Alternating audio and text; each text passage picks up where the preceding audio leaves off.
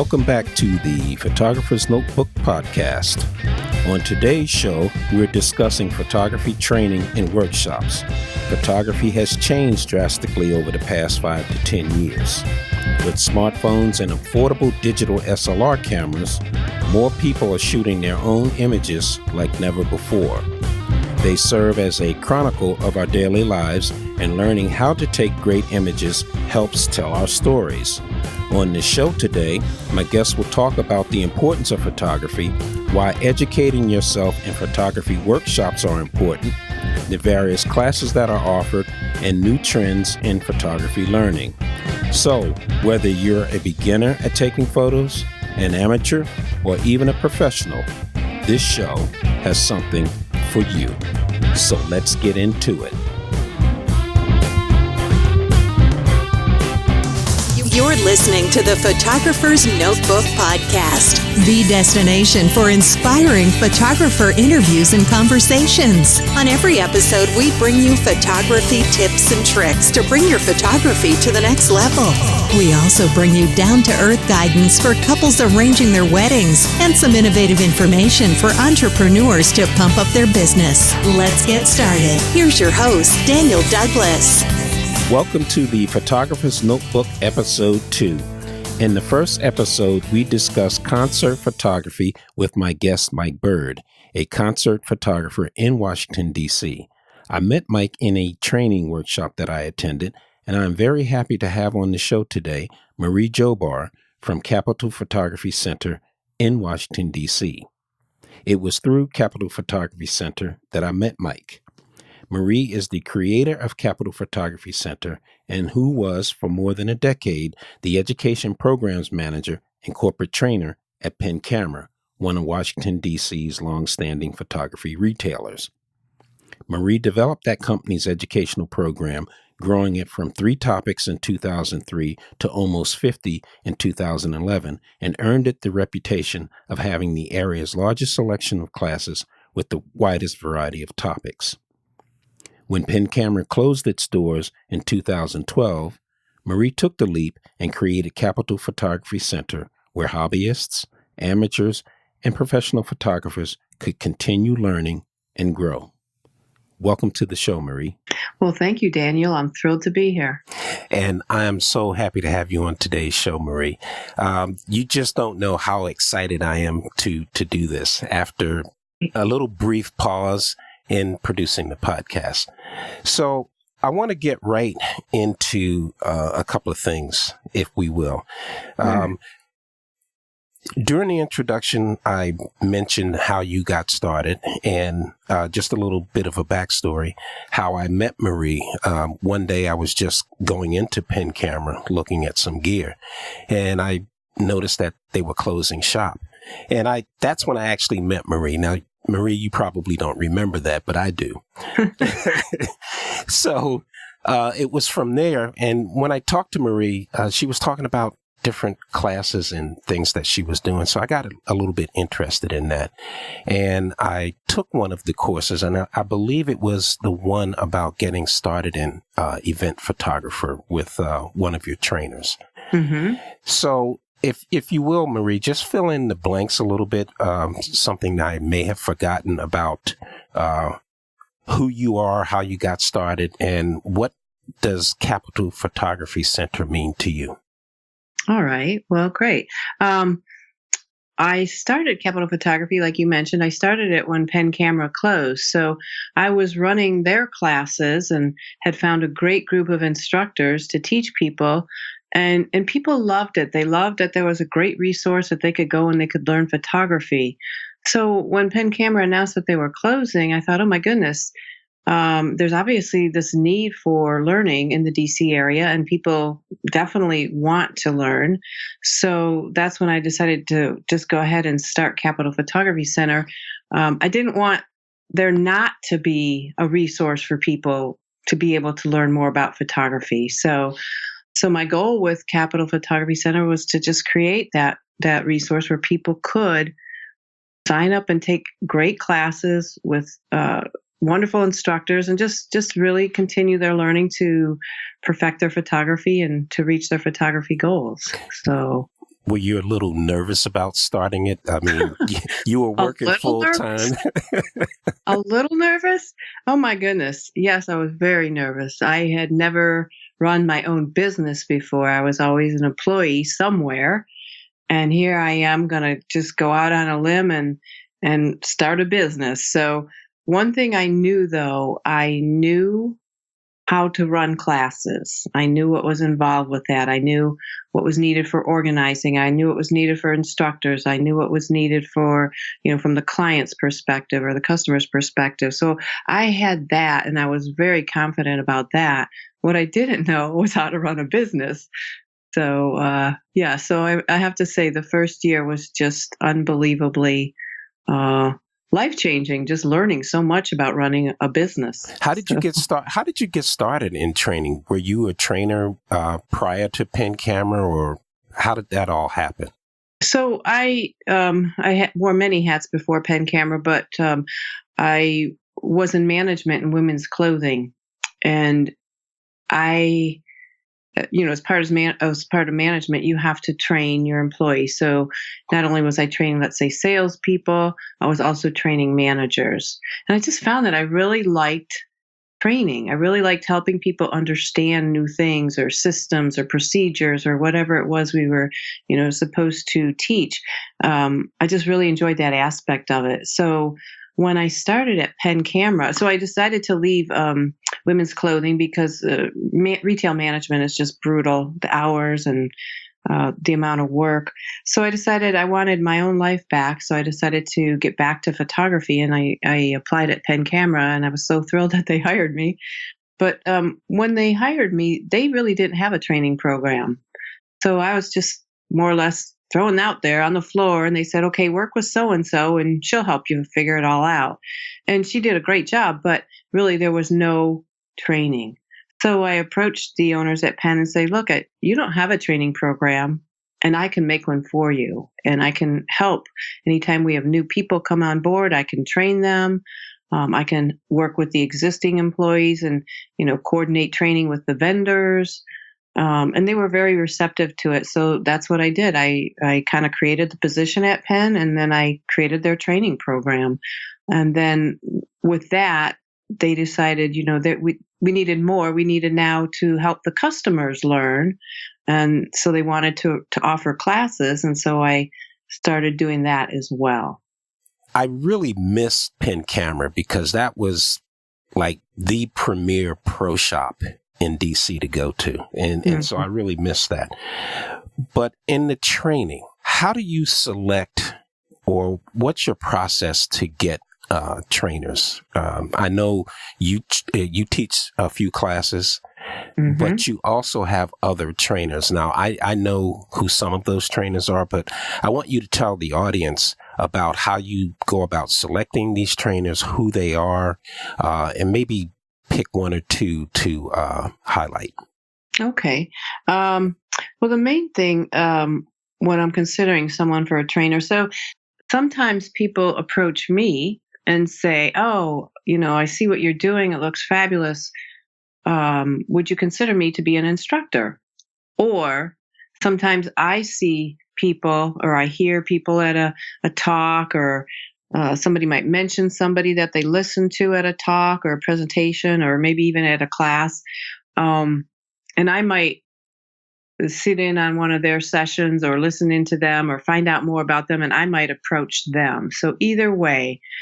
But the most important thing I look for is, well, one, they have to know the material. You can't teach photography if you don't know photography. So that's number one. Do you have the skills? Do you know photography?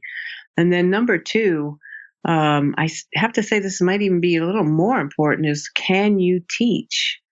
It's one thing to know photography, but if you can't communicate what you know and you can't make people understand what you know, then you can't be a teacher. Do you look at their curriculum? Do you ask them, do they have like an outline of what they want to teach? Do you sit down with them and do a mock training with them?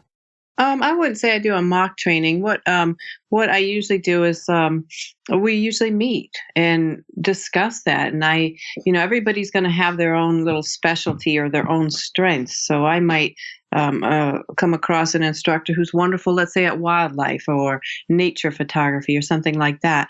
And so together, once we know that, okay, that's your strength, what can we do? What can we offer? So we'll kind of go back and forth like, oh, what if we tried this? Or what if we tried that? Or what if we went here or held a class there? And then we, really drill it down to the small details. Okay, how much time would we need? How many people? What are the logistics? What kind of time do we want to go to that location at? So really it's a joint decision. I'm not going to say, this is what I want you to teach and here's how you're going to do it. I really rely on the instructors to bring what they have to offer, and let's work together to make a fabulous class instead of me telling them this is what you're going to do. I don't want that responsibility. I want to tap into their talents and bring their talents out for the people who are going to attend their classes. I can actually tell you and tell the audience that I have taken several of Marie's classes with Capital Photography Center, and I met some really, really great photographers. And as I said at the top of the show, one photographer that I met, Mike Bird, who's just a phenomenal concert photographer. And I met him through one of Marie's classes. And after that, I really liked the way that guy taught. And so I said, I'm going to take some more of these courses. It couldn't hurt. Now, I've been shooting since the days of film. But you never stop learning in photography. It's an ongoing thing, which brings me up to my next question is, if someone came to you and said, why study photography? What answer would you give them? And before you answer that, what Marie and I talked about before we started the broadcast, I said I had a bit of a surprise. My grandson, who graduated from college this year, wow, is an avid photographer. Huh. And I knew that. Now he's 23 years old now. And for his graduation gift, I gave him a professional grade camera. I just hooked him up with a kit. Oh, man. And yesterday he actually called me and was asking me questions about photography and whether or not he should take any courses. And this is a true story. I didn't coach him in this. And I said, well, you know what? I'm actually doing a podcast tomorrow on photography training. So if he was sitting in front of you and asked you why study photography, and he's really good at it, what would you say to him? Wow. Well, I think that it's really important that people understand the fundamentals of photography. So, you could have a great eye, and you could capture amazing images, but you can take that and be even better if you really understand what tools you have to work with, what the fundamentals are. So, if you want to craft an image instead of just take an image, if you really want to craft an image, if you want to control the light, or you want to control the backgrounds, or you want to purposely and deliberately tell a particular story with an image, then you need to know the very fundamentals of photography at the very least. And then once you have those under your belt, then you're going to continue growing, and you're going to start exploring other things that you can learn in photography that are only going to be more tools in your tool bag to help you tell better stories. So, again, the main message is you can be predictable with your results, with your images. You can deliberately tell a story, a very specific story. You can, by using the settings and the different tools that you have available, you can control the look of an image, and you can control the story you want to tell. But without those tools, you may capture great images, but are they really going to be able to tell the story that you want to tell? And can you predictably tell that story? Can you go out and say, I am going to go out and tell this story. I'm going to capture the images to tell this story. And that's what learning photography will do for you. And I think storytelling is a big part of it. I know there have been times when I struggled, like taking some photographs, and I said, well, what am I trying to convey here? If you sat down with this image that I photographed and you looked at it and said, I don't know what he's trying to say here. I just see some people in here, or I see a bush. Let's talk about storytelling for a minute, because I think that's hard to teach. And as an instructor, and for people who are not professional photographers, they may be amateurs and they want to learn how to take better images. What can they do, and what courses that you offer, if any, will help that individual tell good stories in their images? Okay. Well, every picture can tell a story, or like you say, can just not say anything or leave us confused. So the famous saying is a picture is worth 1,000 words, and that still holds true. You can use your pictures to convey joy, to convey misery, to convey sadness, to convey warmth, cold. I mean, you can just tell so many different stories with your images. So once you have the fundamentals under your belt, then it's time to really get out there and start shooting. And I think the classes are just a great way to take your photography, let's say, to the next level. So depending what you want to learn, anytime you're with somebody who's guiding you, you're going to come away with stronger skills. So if you take a class where you're actually out in the field, photographing at a certain location, let's say we're going to learn macro photography, or we're going to go to the zoo, or we're going to photograph waterfalls, or we're going to learn, let's say, flash photography, whatever it is, there is somebody, the instructor is there guiding you. And the classes are all small, let's say 8 to 10 people, maybe 12 at the most. So everybody has really good access to the instructor and gets a lot of attention from the instructor. So let's say you're out there shooting waterfalls and it's just not working for you. Well, the instructor's there and they're going to say, oh, okay, I see what you're doing. Well, let's try this and let's change this one setting to that and then try it again.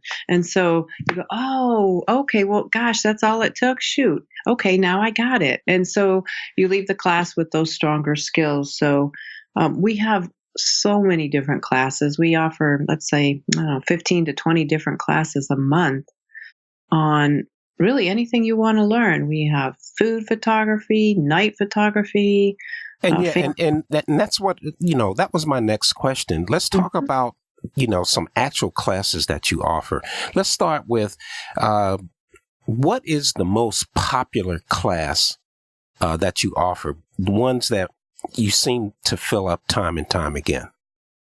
The most popular class is the DSLR Photography Basics. So that could be for digital SLRs or mirrorless cameras or any camera that you can control the exposure with. And by exposure, ISO, aperture, and shutter. That class we offer, let's say, 2 to 3 times a month because people just want to get off auto. In auto, we get a nice picture one time, we take the same picture a minute later, and we get a totally different look. So we can't really control the way our images look. So how do we get off auto? And that's really what people want to learn. So that's our most popular class, hands down. And then after that, it's really the outdoor shooting classes. And we don't really have one particular one that's super popular. They're all very popular because people want the hands-on out there in the field shooting. So I would say those. And then one other one that's very popular is the Lightroom classes. We offer 3 different Lightroom classes. And, we take all these images and we come home and then what do? We have a computer full of images. Well, how do we organize them? And how do we find them? and then how do we edit them? And then that's what Lightroom does. So that's also a very popular class, and we offer that monthly as well. So just for those who may not know what Lightroom is, just give a little brief explanation of what Lightroom is. Sure. Lightroom is an Adobe product. You can, they made, let's say this, Photoshop was made for graphic designers and photographers and artists and creators and many different types of creative individuals. Lightroom was made just for photographers from the ground up. So in Lightroom, the two main sections that people find most beneficial is how to organize your images, which is the Lightroom library module. So you can organize and search for your images instead of, without Lightroom, you have to open folders and find out, what folder would I put that image in? And you have to just search for the folder and then open it and close it and keep searching. In Lightroom, you can very easily sift through thousands and thousands of images and find the one you're looking for. So it's a database. So, and then the other huge section in Lightroom is the develop module, and that's where we edit our images. And the editing tools now in Lightroom are amazing. You can do, I'd say 95% of your work in Lightroom and not even need Photoshop. So the only time you really need Photoshop is if you have very complicated edits, or maybe you want to work with layers or composites, things like that. But other than that, Lightroom is just the program to use for organizing and editing, whether you shoot RAW or JPEG, either one. So if when you offer the Lightroom classes, are the students required to bring their own computers? Do you have a lab that they can go to use computers with Lightroom on it? No, people need to bring their own laptops with them. And many times people bring their desktop computers. So, they don't have a laptop, but they want to figure out this Lightroom. So they'll bring they're welcome to bring their desktop computers. But yeah, we don't have a lab, so they'll just bring their laptops. And so let's talk about the outdoor shooting in field. Mm-hmm. What is that like? Pick one. Gosh, one? Just one? Well, yeah, we can talk. I'll talk about one that I took, but you pick one. Okay, so let's just say we're going to do our macro class, for example. Actually, you know what? Let's just say we're going to do our family and children photography class. Okay. So people go on the website. Hopefully people do find our website. We come up very well in SEO. We come up very well in searches. So if people don't know about us and they're just looking for photography classes, our site will come up. So, and then they can just click on the classes tab and they scroll through by date. We just list everything by date. So they can scroll through, let's say, this family and children photography class. That's on September 21st. This sounds wonderful. They read the little description and then they decide, yeah, I'm going to take that. So they just click on the registration. And that's one other thing I'll have to say. I think our communication from start to end is really very good. The description of the class is very thorough and accurate. They register. It's very straightforward how to register and pay. And then once they finish registering, they immediately get a confirmation letter, tells them where to go, what to bring, what the instructor's phone number is, all kinds of detail, what gear they need. So all that is listed. So, and then a couple of days before the class, they get a little reminder letter, and it has all that information in it again. So there they go. They show up to the class. And, the instructor is there. They're all set up. They're waiting for them.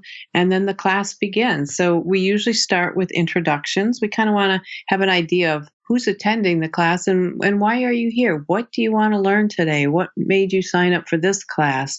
And that's really important because we want to make sure we're addressing everybody's needs.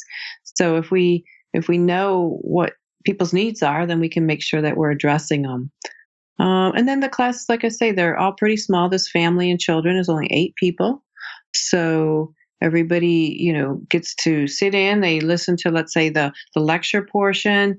In this particular class, there's really no shooting because we're photographing because we're doing family and children, and it's just a little difficult to to bring a family in.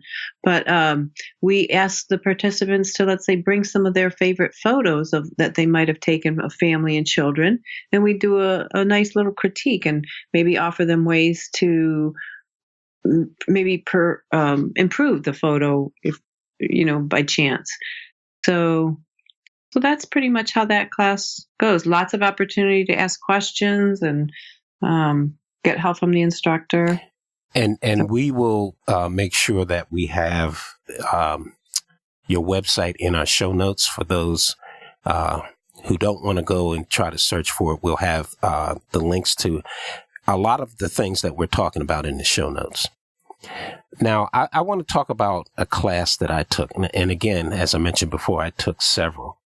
A couple of them stand out, but one that I was just really happy to take was the sports photography with Mitchel Layton. Mm-hmm. And we actually photographed at the Verizon Center. The Verizon Center's in Washington, D.C. And it was the Georgetown Hoyas played a basketball game, team from North Carolina. Uh-huh. And I was the only one there in that class. Well, that class was only open to 2 people. Right. So, because, you're shooting right under the net. And that, to me, that was so exciting. And although it was college basketball, I'm sitting right there under the net. Mitchell asked me, "Are you afraid of heights?" I'm like, "No. Why are you asking me that?" He said, "Because we're going to go up in the rafters and check out the strobes. And so if you're afraid of heights, then I'll just go up and do it." So we went up in the rafters, and it was just, to me, really exciting to work with a working live sports photographer, watching what he does, getting tips from him. And I got a couple of good shots there, but and the thing was, and we had a press pass. ESPN was there. I got to talk to some of those guys. And to me, it's you see this stuff on TV, and when do you get a chance to do that? And that course gave me the opportunity to do that. And so it piqued a little bit of an interest in me to do some more sports kind of photography. So I ended up shooting a wrestling match for a local high school based upon and using the techniques that Mitchell taught. Mm-hmm. And I'm also interested in shooting boxing. Now, I don't know how to go about doing that, but I'll get that figured out. So that was one of the classes that I took that I was pumped. I was really pumped. Afterwards, the media's there. You're doing the press conference and you're seeing how all these working photographers and writers and bloggers are doing. And to me, I probably never would have had that opportunity to do something like that if I didn't take the course that's offered through Capital Photography Center. Yeah. Well, that was really an exciting class, because the access is just amazing. You're sitting there right under the net. I mean, you just can't do that. You need that access. And that's what we provide in that class. And then a lot of other classes, too. We provide special access depending where we're shooting. So sometimes you just get that opportunity to take a class and photograph something that you could never have access to otherwise. But you mentioned something that it really sparked your interest in, let's say, sports photography. So that happens a lot. People will take a class on portraiture or on night photography or, on whatever topic, nature photography, and they'll realize it's like, oh my gosh, I really like this. And they'll continue growing in that area. But the class is what helped them define what they like or maybe what they didn't like. Maybe they don't like portraiture. They took the class, they loved the class, but they realized, I don't really enjoy photographing people. I'm going to start, maybe I'll enjoy photographing nature more. Right. So it's nice that the classes really help people define their interest. And then once it's defined, then there are other classes that they can take to continue to learn and grow. And I think it's important too, Marie, that while most of your students, your attendees, are probably amateurs. Am I correct in saying that? Yeah, amateurs, and some of them very advanced amateurs, but Right. some of them just, beginners, middle range, and then advanced amateurs. And from time to time, a pro. Maybe the pro might be looking at some of the software issues, but mostly amateurs, yes. That's why I brought that up. And I'm bringing that up for a reason. So any pro photographers out there were saying, oh, well, that's too amateurs for me. No, Mm-hmm. it really isn't. If you really look at the courses that CPC has to offer, and I'll mention one. I haven't taken it yet. And Marie, you and I talked about this before. It's on food photography. Mm-hmm. And the reason I want to take that course is if you look at it, the type of shooting that I do, and if you go out, I'll use weddings as a perfect example. You're cutting across every genre of photography. You're looking at architectural photography. CPC offers that. You're looking at food photography. Again, Capital Photography Center offers that. You're looking at portraiture. You're looking at all of these different aspects of photography, and Capital Photography Center offers all of those different genres. And so for me, I'm looking like, yeah, okay. What's the big deal about food photography? Well, if you're shooting a wedding and the bride and the family has spent a tremendous amount of money to get the venue set up and the food and all of that, they want those images and they want them to look right. They want them to look nice.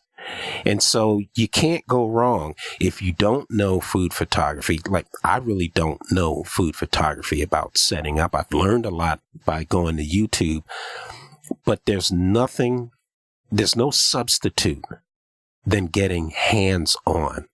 Right. Actually going and looking at this and watching a pro do this.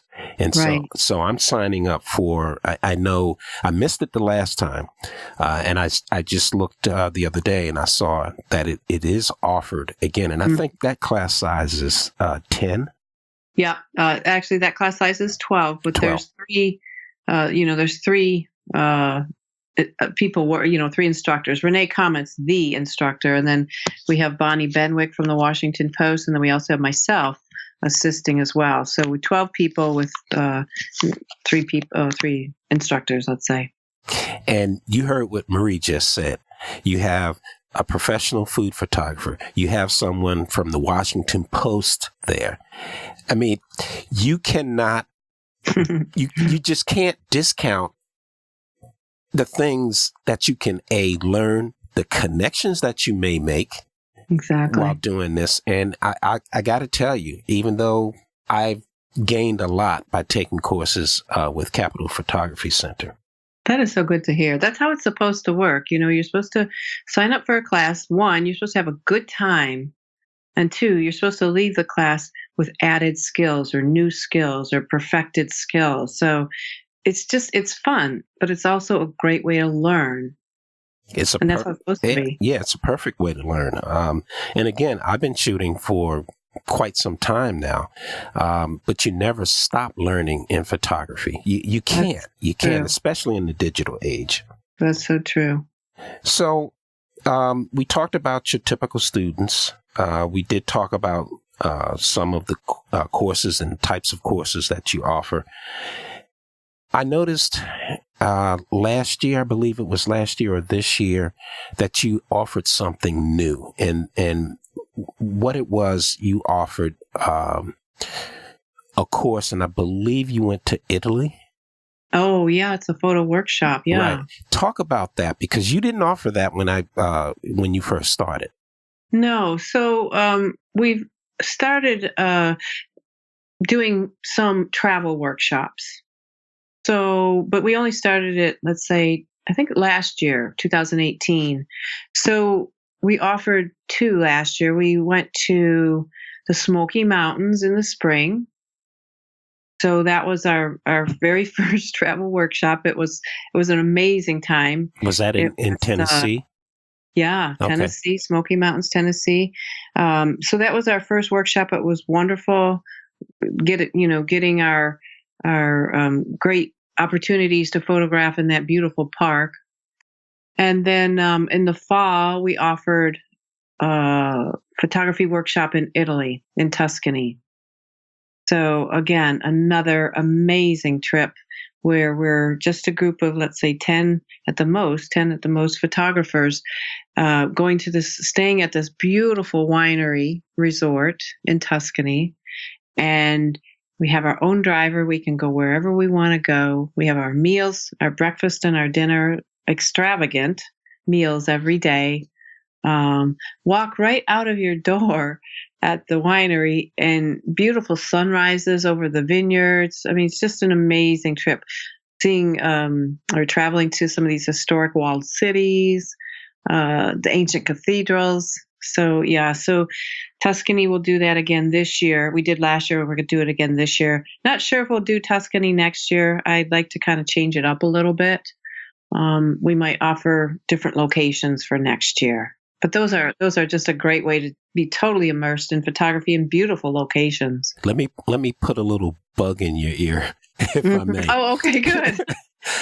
Offer one going to Alaska. My God, that would be awesome. I have this itching desire to shoot in Alaska. Wow. And I looked around and I have not found anything that's offering going to Alaska. And I'm willing to bet that workshop will sell out quickly. I would think so. You know, people want to travel. They want to go to great places.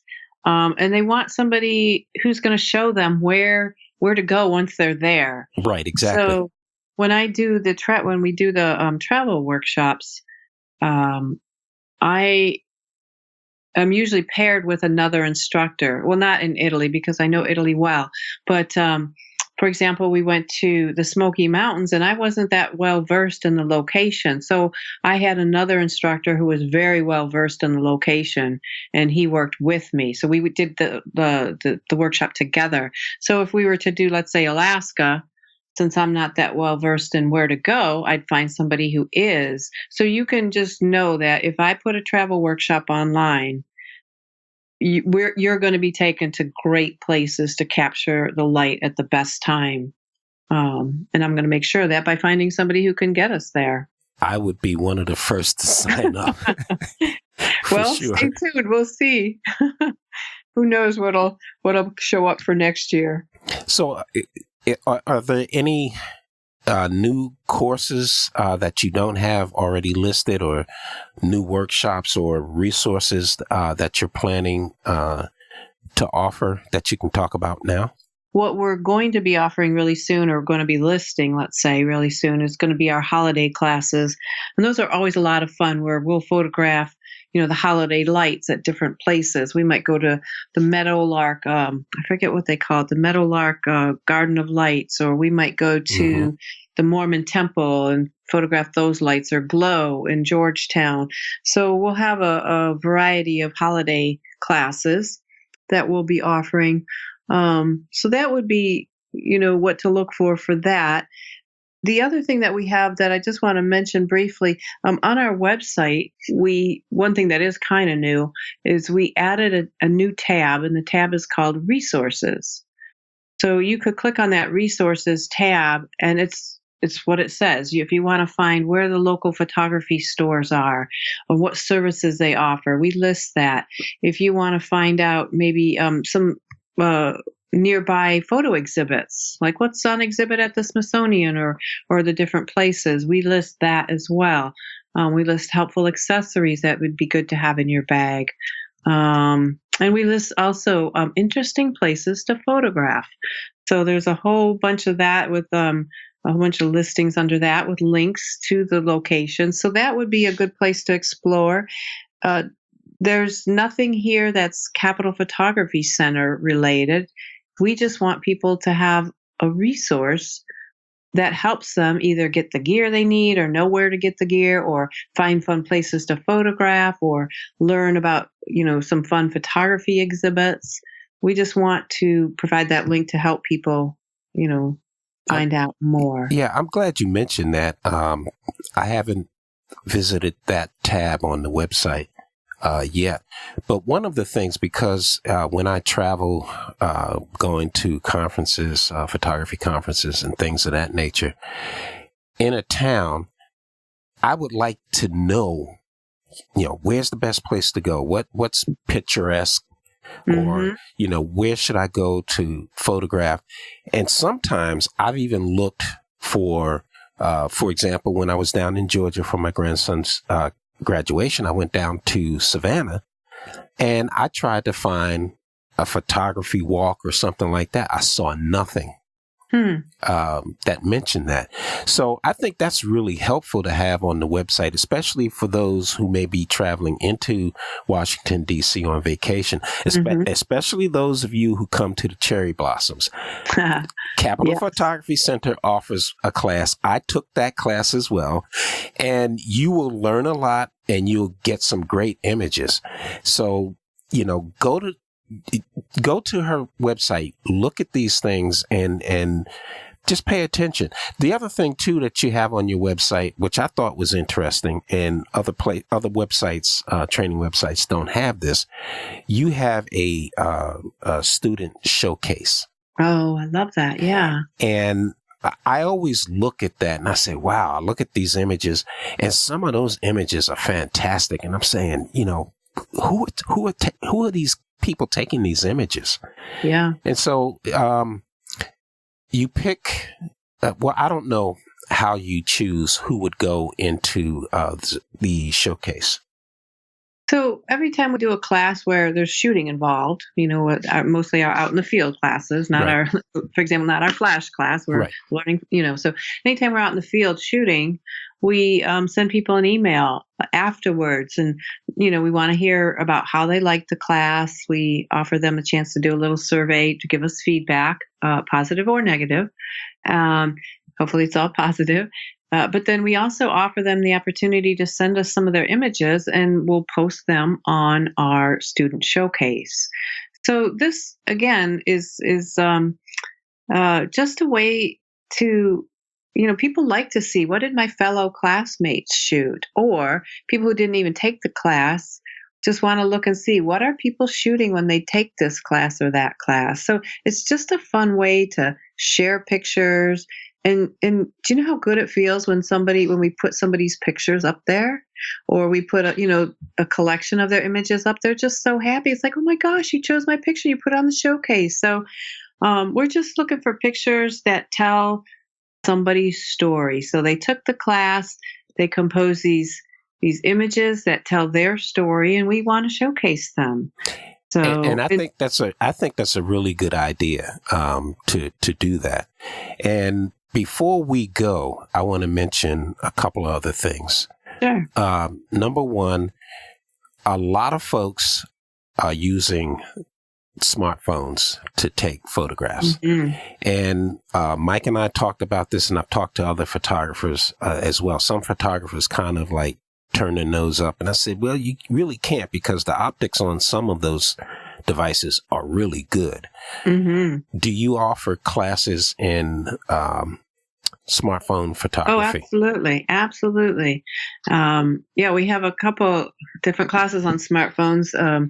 Mainly it's the smartphone class, and we do it at a couple different locations. So, and then we will actually, that's one new one. We'll be adding more of just out in the field, where the whole class is just out in the field with your smartphone. So so definitely, it's not the equipment you have that is going to make, that's going to capture an amazing image. It's you and your vision. So you can use the most expensive DSLR, or you can use your smartphone. It doesn't matter. What are you framing up, and how are you going to tell the story? That's what's going to be, you're putting your own spin on it. So definitely smartphones are exciting to use for images. Right. And the other thing is, and I have another podcast that's coming up, and I'm talking to a photographer who transitioned from still to motion. And she's going to talk about how photographers, whether you're an amateur or not, how you can transition from shooting stills into video work. So do you have, or are you planning, if you don't have, any courses on what I like to call motion? That is something I would love to offer, is motion or video photography. The thing is, like with all the classes, if I don't have the right instructor, I can't offer the course. So I would love to offer a video course. I just have yet to find the right person who can really teach people how to do that. So at this point, I'll say no, but I'm very receptive to making that a yes one day, provided I have the right instructor, right? That's true. Yeah. So I just want to tell our listeners out there that Marie has graciously offered a gift certificate of the value of $99, and we are going to select one lucky listener at random to win this gift certificate. The details on how to do that will be in the show notes. So tell your friends. It's going to be posted on my website. I believe, Marie, you'll post it on your website as well? I'll probably there's no way for me to post it other than in a blog. So I'll put it in a blog for sure. Sure. Great. So is there anything else that maybe I left out, or something that you want to tell the listeners about Capital Photography Center or training in general? Yeah, just a couple of things. The blog. One thing I did want to point out to people that we do have a blog, and we've been posting a blog article maybe every 2 to 3 weeks for the last 7 years.